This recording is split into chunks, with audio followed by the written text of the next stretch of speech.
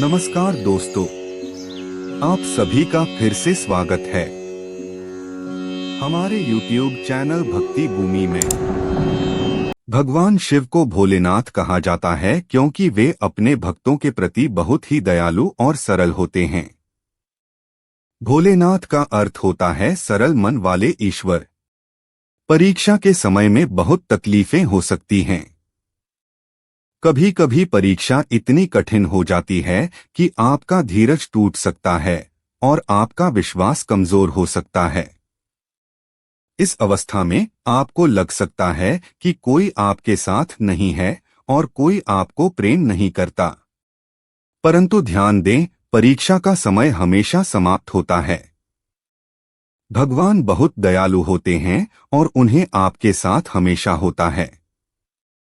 वे परीक्षा लेते हैं और साथ ही आपको सफलता भी प्राप्त करने का मौका देते हैं। आइए जानें कुछ संकेत जो आपको यह बताएंगे कि परीक्षा का समय समाप्त हो चुका है और अब सब कुछ अच्छा होने वाला है। पहला संकेत है दाहिने हाथ में खुजली। जब परीक्षा का समय समाप्त होता है तो अक्सर धन का आगमन होता है और आपको सहायता मिलती है। अगर आपके आर्थिक हालात में सुधार होता है तो यह एक संकेत हो सकता है कि परीक्षा का समय समाप्त हो चुका है। दूसरा संकेत है तबीयत में सुधार। परीक्षा के समय में तबीयत डगमगा सकती है, लेकिन जब समय समाप्त होता है तो अचानक ही आपकी तबीयत में सुधार आता है।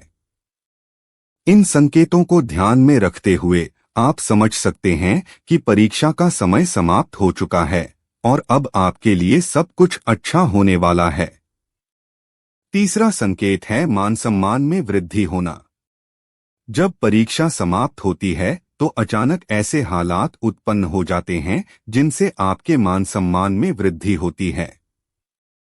हर कोई आपकी इज्जत करने लगता है और भूतकाल में आपकी इज्जत न करने वाले लोग भी अब आपको बहुत मान सम्मान देने लगते हैं। आप जहां भी जाओ आपको मान सम्मान प्राप्त होता है। चौथा संकेत है कोर्ट कचहरी के मामलों में जीत मिलना। जिन लोगों को कोर्ट कचहरी के चक्कर काटने पड़ते हैं, अच्छा समय आने के बाद और परीक्षा की घड़ी टलने के बाद उन्हें जीत मिलती है। कोर्ट का फैसला उनके पक्ष में हो जाता है और इस परेशानी से आपको हमेशा के लिए छुटकारा मिलता है। पांचवां संकेत है बिगड़े हुए कार्यों का सुधार होना। जब परीक्षा की घड़ी में आपके कार्य बिगड़ जाते हैं तो उनमें सुधार होता है। अचानक ही बहुत से कार्यों में आपको सफलता मिलती है और आपके उन्नति के रास्ते खुल जाते हैं। अगला संकेत है ब्रह्मा मुहूर्त में आराध्य का दर्शन होना। जब आपकी परीक्षा का समय समाप्त हो जाता है तो आपको ब्रह्मा मुहूर्त में स्वप्न के माध्यम से अपने आराध्य का दर्शन होता है। कई बार आपके आराध्य सपने में आकर आपका मार्गदर्शन करते हैं या फिर ऐसा कुछ संकेत देते हैं जिससे आपको एक नई दिशा मिलती है और परेशानी से बाहर निकलने का रास्ता मिलता है। अगर आपको भी ब्रह्मा मुहूर्त में यानी सुबह के 3 से 5 के बीच सपने में आपके आराध्य का दर्शन होता है तो समझिए कि आपका शुभ समय आने वाला है। सातवां संकेत है पारिवारिक सुख की प्राप्ति होना। परीक्षा की घड़ी में परिवार भी बिखर सकता है, परंतु जैसे ही समय समाप्त होता है आपके घर परिवार में ऐसे कुछ शुभ कार्यों का आयोजन होता है जिससे परिवार फिर से एकत्रित हो जाता है और आपसी मनमुटाव खत्म हो जाता है। घर में प्रेम व खुशहाली का वातावरण बन जाता है और आपको पारिवारिक सुख की प्राप्ति होती है। आठवां संकेत है मन को शांति प्राप्त होना। आपको एक अनोखी शांति की अनुभूति होती है और आपका मन प्रसन्न रहने लगता है जब परीक्षा का समय समाप्त हो जाता है। आपके दुख दर्द समाप्त हो जाते हैं और आपके साथ ऐसी घटनाएं घटित होती हैं जिससे आपको सुख की प्राप्ति होती है। ईश्वर की भक्ति आराधना में भी आपका मन लगा रहता है जिससे आपको सकारात्मक ऊर्जा मिलती रहती है। नौवां संकेत है साधनाएं सफल हो जाना। जो भक्त साधनाएं में लिप्त रहते हैं उन्हें कठोर परीक्षा का सामना करना पड़ता है। जिस तरह से सोना अग्नि में तपक और भी ज्यादा निखर जाता है, उसी तरह से साधक परीक्षा की घड़ी में और भी तेजोमय हो जाता है। उसका तपोबल बढ़ता है और परीक्षा खत्म होते ही उसकी साधना सफल हो जाती है। भगवान का आशीर्वाद उसको मिलता है और ईश्वर के आशीर्वाद से साधक की सभी मनोकामनाएं भी पूर्ण हो जाती हैं। आध्यात्मिक क्षेत्र में साधक की उन्नति होती है, हर तरफ उसका बोलबाला होता है। साधक के हाथों समाज कल्याण के कार्य घटित होते हैं और साधक को रिद्धि और सिद्धि की प्राप्ति होती है। तो दोस्तों, यह थे परीक्षा खत्म होने के 9 संकेत, जिनसे हमें यह पता चलता है कि परीक्षा के बाद व्यक्ति के जीवन में अनेक भौतिक, पारिवारिक और आध्यात्मिक बदलाव आते हैं और यह बदलाव सकारात्मक होते हैं। यह बदलाव आने के बाद व्यक्ति के मन में अपने आराध्य के प्रति अत्यधिक दृढ़ विश्वास कायम हो जाता है। एक बार माता पार्वती ने अपने पति भगवान शिव से पूछा, प्रभु, क्या आप मुझे अपनी परम भक्त के रूप में स्वीकार करेंगे? शिवजी ने माता पार्वती की इस प्रार्थना को स्वीकार करते हुए कहा, पार्वती, मैं तुम्हारे प्रेम और निष्ठा को स्वीकार करता हूँ, लेकिन पहले तुम्हें मेरी परीक्षा को पार करना होगा। माता पार्वती ने इस परीक्षा को स्वीकार किया और पूछा, प्रभु, कौन सा कारण आपकी परीक्षा के लिए है? शिवजी ने उत्तर दिया, तुम्हें उसका उत्तर स्वयं ढूंढना होगा। तुम्हें जानना होगा कि मैं किस कारण से तुम्हें स्वीकार करता हूँ। माता पार्वती ने इसे स्वीकार किया और अपनी परीक्षा के लिए तत्परता से तैयार हो गई। शिवजी ने माता पार्वती को एक छोटे से बच्चे के रूप में उनकी स्वयंभू मूर्ति के सामने पेश किया। वे कहा, पार्वती, तुम्हें इस बच्चे की देखभाल करनी है।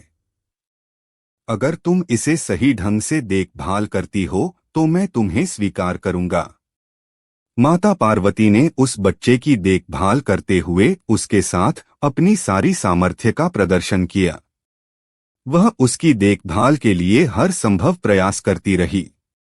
अंत में शिवजी ने माता पार्वती को उस बच्चे की सही देखभाल के लिए प्रशंसा की और उन्हें अपनी परम भक्त के रूप में स्वीकार किया। इस कथा से हमें यह सीख मिलती है कि भक्ति में समर्पण और साधना में प्रतिष्ठा से हमें भगवान के प्रति प्रेम और निष्ठा दिखानी चाहिए। भगवान भक्तों की प्रार्थना को सुनते हैं और उनकी प्रतिष्ठा करते हैं। शिवजी के भक्तों की परीक्षा के संबंध में कई पुरानी कथाएं हैं, जो 5 कथाएं हैं जो शिवजी द्वारा किसी भक्त की परीक्षा के संबंध में हैं। मार्कंडेय महर्षि की परीक्षा। एक बार मार्कंडेय महर्षि ने शिवजी से पूछा कि कौन सा भक्त सच्चा है। शिवजी ने उन्हें एक परीक्षा दी जिसमें उन्हें समुद्र में डूबकर एक मंगल को खोजना था। मार्कंडेय महर्षि ने उस परीक्षा को पार किया और शिवजी की कृपा से मंगल को प्राप्त किया। इस परीक्षा के माध्यम से मार्कंडेय महर्षि ने अपनी साधना और शिवजी की भक्ति में निरंतरता का प्रमाण दिया। भील राजा की परीक्षा। एक बार शिवजी ने भील राजा से कहा कि वह एक रात में समुद्र के बीच का सिर्फ एक पथ बना सकता है।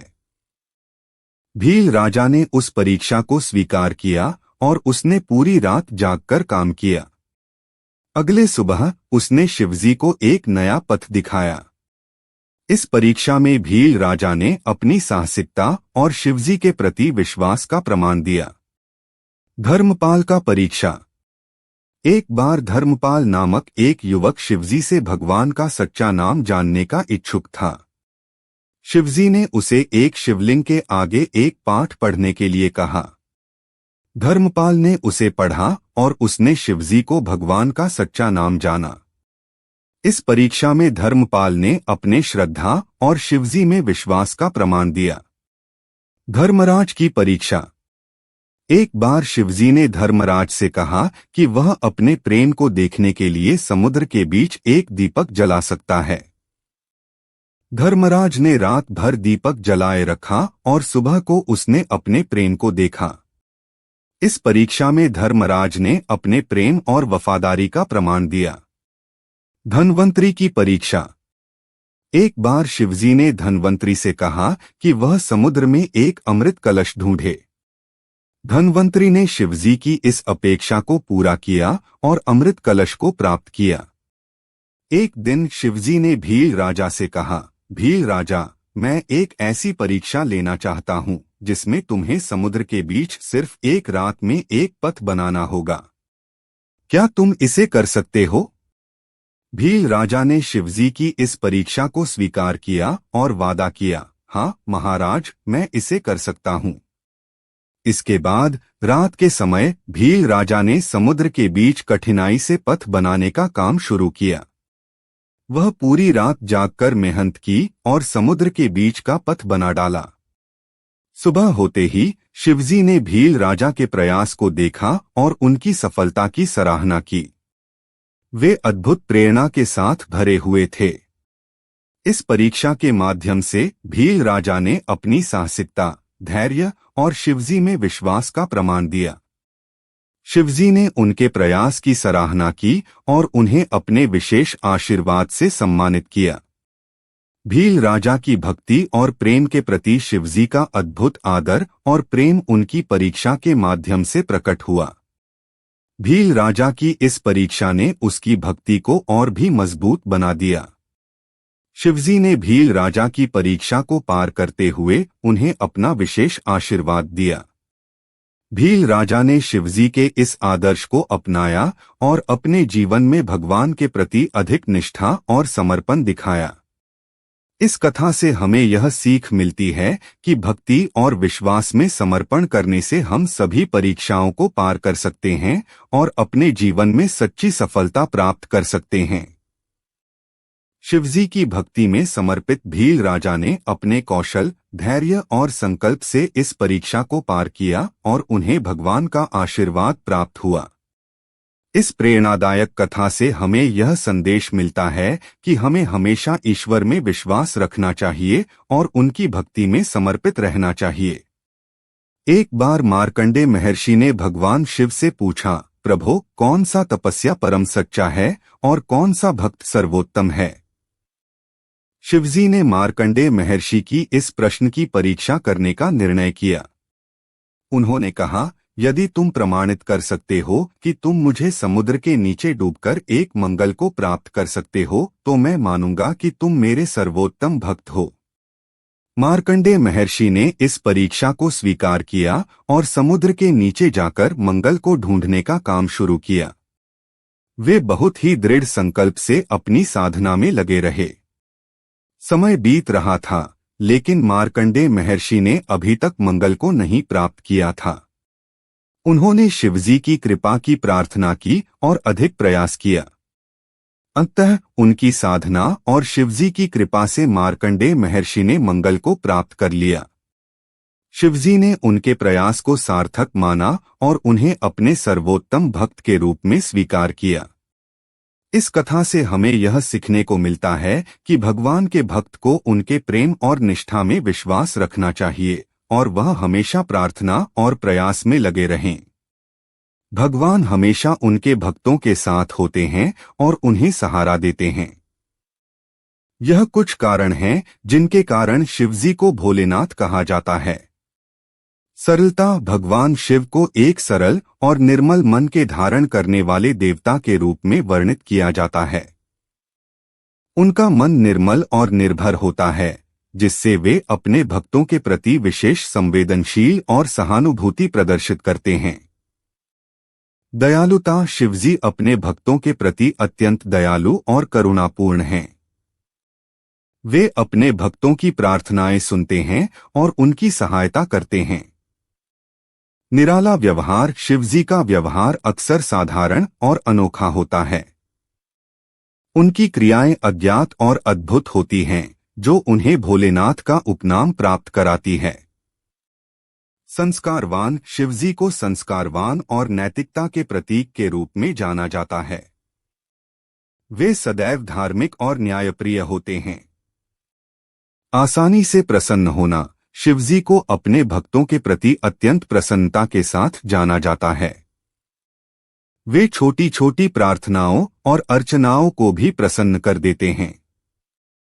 इन सभी कारणों से भगवान शिव को भोलेनाथ कहा जाता है, जो उनके सरल और प्रेमपूर्ण स्वभाव को दर्शाता है।